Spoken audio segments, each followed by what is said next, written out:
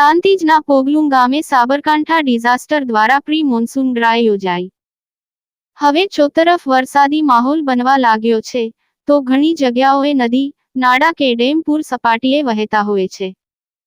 આવી કુદરતી આપતી સમયે શું કરવું એ સાબરકાંઠા જિલ્લાના ડિઝાસ્ટરના ફાયર ટીમ દ્વારા લોકોનો કઈ રીતે બચાવ અને પ્રાથમિકતાને લઈને પ્રાંતિજ તાલુકાના પોગલું ગામના તળાવમાં ફાયર ટીમ દ્વારા ડ્રાય યોજવામાં આવી હતી, જેમાં પ્રાંતિજ મામલતદાર, તાલુકા વિકાસ અધિકારી, જિલ્લા ડિઝાસ્ટર ટીમ, પ્રાંતિજ પોલીસ, 108 સેવા અને પોગલું ગામના સરપંચ મહંત સુનિલદાસજી મહારાજ અને ગામના આગેવાનો સહિત લોકો મોટી સંખ્યામાં ઉપસ્થિત રહ્યા હતા।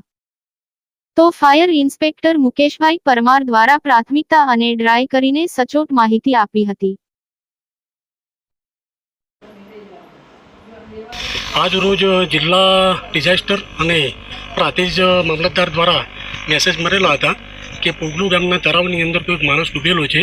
એવા મેસેજ મળતા અમે પ્રાંતિજ અને હિંમતનગર ફાયર ટીમ ઘટના સ્થળે પહોંચીને જે ડૂબેલા માણસની બહાર કાઢીને અને 108 ખાતે રવાના કર્યા હતા। તેમાં પ્રાંતિજ નાયબ મામલતદાર અને ટીડીઓ સર અને પોલીસ સ્ટાફ પણ હાજર રહ્યો હતો અને 108ની પણ સારી એવી સેવા પૂરી કરેલ અને અહીંથી અમે જે ડૂબેલા માણસને બહાર કાઢીને 108માં મતલબ વધુ સારવાર માટે પ્રાંતિજ રવાના કરેલ।